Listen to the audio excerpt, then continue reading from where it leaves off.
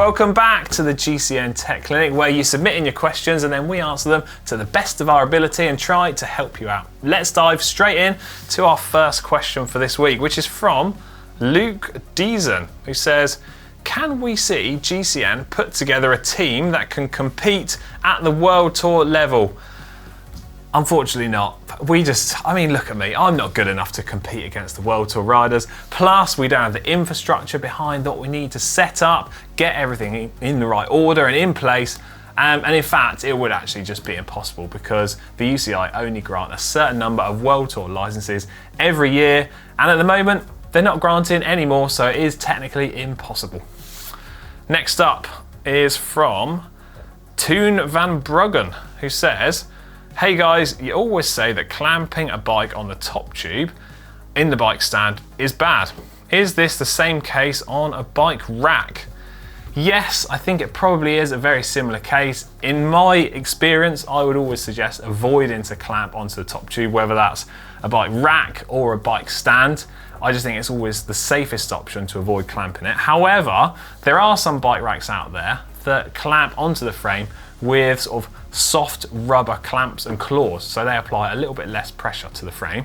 But the simple test that I would do to decide it is, would you be prepared to clamp your arm with the clamp of the bike rack? If the answer is yes, then it's probably going to be safe enough to clamp your frame. If the answer is no, I'd probably avoid it because you don't want to run the risk of breaking your frame. Next question in is from Hampus Rude. He says, is there a way to reduce wind noise whilst riding your road bike? Yes, there certainly is. The easiest, cheapest and simplest thing you can first off do is just to ride with your head in a slightly lower position. This will not only reduce the wind noise, it will also make you slightly more aerodynamic and mean you can ride a little bit faster for a little bit less effort. However, I did do a little bit more research into this and I found out there is a product out there called cat ears.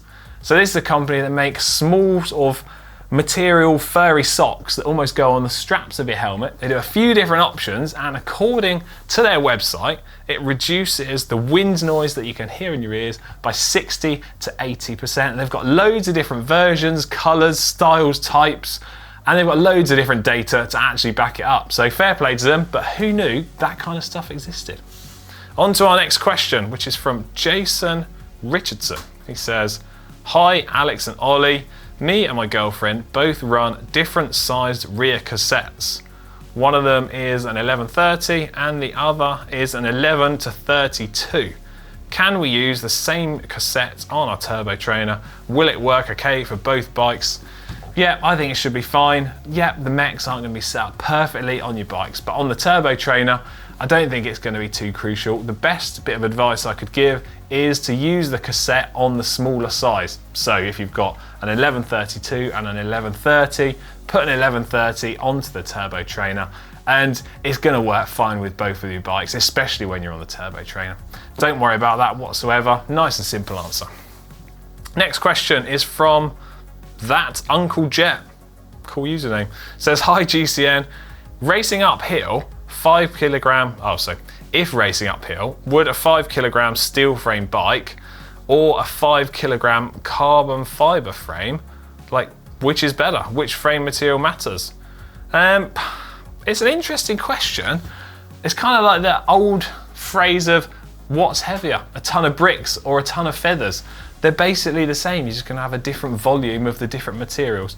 But in terms of the material properties, if you made an identical bike in steel and an identical bike in carbon fiber and they both weighed the same, both the same shapes and everything like that, there's going to be very minimal difference between them. However, the big difference is that when making a bike, you work to the strengths of the material that you're using. So in carbon fiber, for example, it's a lighter material and it can be worked in a lot of different ways. So you can use that material and the weight to refine the frame, so you can make it lighter in certain areas, more aerodynamic.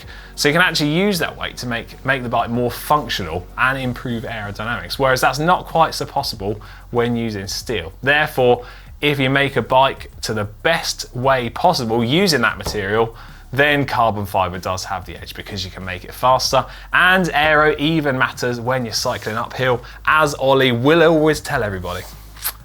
Next question in. I'm not even going to begin to attempt that username. Unfortunately, yeah, I've just got no hope. Anyway, there's a good question. They say, why do pro mechanics in World Tour teams clean bikes with pressure washers since everyone says that you shouldn't?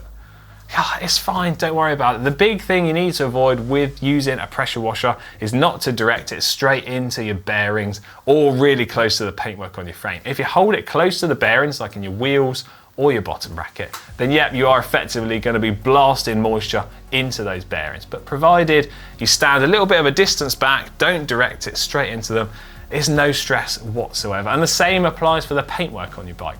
If you hold the jet washer super close, then you run the risk of damaging the paint, and you'll see your nice shiny bike vanishing before your eyes as the colour flakes off it.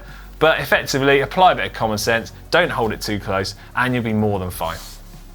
Right, on to the last question, which is from Aaron Nepomuceno. That's the best I can do with that. Hope I haven't offended you. Is it acceptable to slam the stem on an entry-level endurance bike and race on it, or is it an eyesore? Of course it's acceptable. Yeah, I wouldn't worry about it. It's acceptable if, first up, you're going to slam the stem to make the bike fit you better, or you're going to make it so the bike makes you faster, so you're in a more aerodynamic position. Thirdly, I don't know if I have a third option, but I do know when it's not acceptable. So it's not acceptable if you're just going to slam the stem for the sake of doing it. I wouldn't worry about it like that because there's just no point whatsoever. But if you're trying to get the bike to fit you better or trying to ride faster, slam the stem, go for the aggressive aero position, and I wouldn't worry about what anyone thinks. It's more than acceptable if you ask me. So yeah, it's only acceptable to slam it to get the bike to fit you better or to help make you ride faster. It's not acceptable if you're just doing it for the sake of doing it. That is it. I won't say we've run out of time because time is endless and it never runs out. Please do let us know if you've got any other questions you want us to answer in the comments section down below, and use the hashtag AskGCNTech and we'll try to get to them next week. See you later.